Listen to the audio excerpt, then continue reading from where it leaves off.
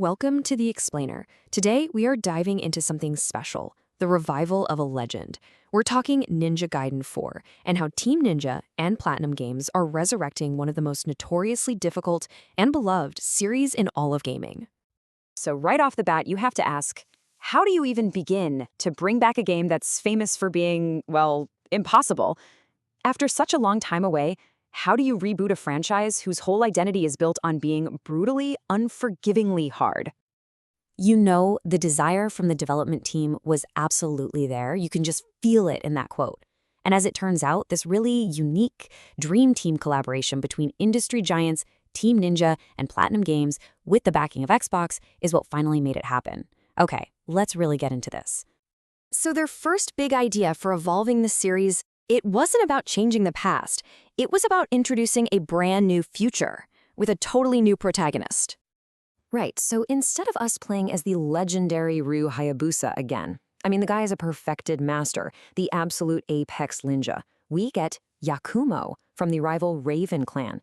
Now, he's a masterful warrior for sure, but he's still on the ascent. He's still developing, and that gives us, the players, a whole new journey of growth to experience instead of just starting at the very peak.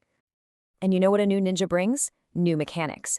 Yakumo's unique Blood Raven form is where you can really see that Platinum Games influence shine. It adds this incredible layer of stylish, expressive action. It still has that classic Ninja Gaiden feel, but it's pushing it in a totally new and exciting direction.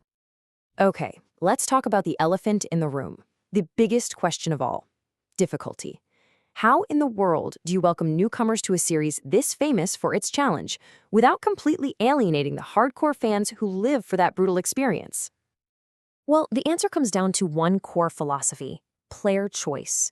The developers have built in a massive array of options that basically let you find your footing and craft your very own difficulty curve in what is, let's be honest, a notoriously fast and demanding game. For example, you can literally start in what's called Hero Mode, which has assists like Auto Guard to just help you learn the flow of combat. Then, as you get better, you can start taking off the training wheels, toggling those assists off one by one. And when you feel ready, you raise the stakes, change the difficulty to normal or hard, even in the middle of a chapter. You're leveling up your own skill, and the game's difficulty rises right there with you. It's brilliant.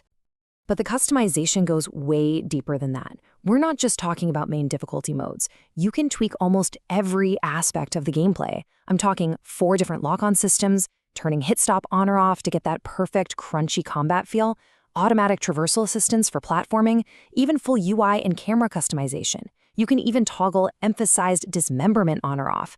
It is all about tailoring the fight to your exact preferences. Okay, so that's how they're welcoming new players. But what about the veterans? What about the players who come to Ninja Gaiden expecting, no, demanding to be tested to their absolute limits? Don't worry, the game has them covered. Say hello to Master Ninja difficulty.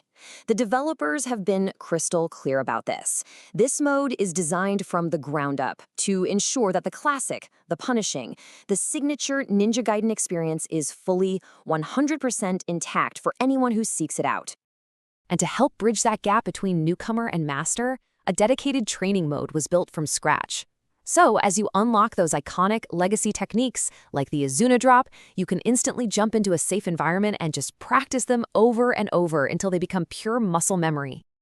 And here's the really clever part. These features, they're designed with both audiences in mind. So, the training mode, yeah, it's great for newcomers to practice, but for veterans, it's a lab, a place to perfect combos and discover animation cancels. The ranking system is a goal for new players to shoot for, but it's a transparent system for veterans to completely master and optimize. It's just an incredibly thoughtful design. And this revival of Ninja Gaiden, believe it or not, actually extends beyond just the game itself. They're cementing its return in the real world.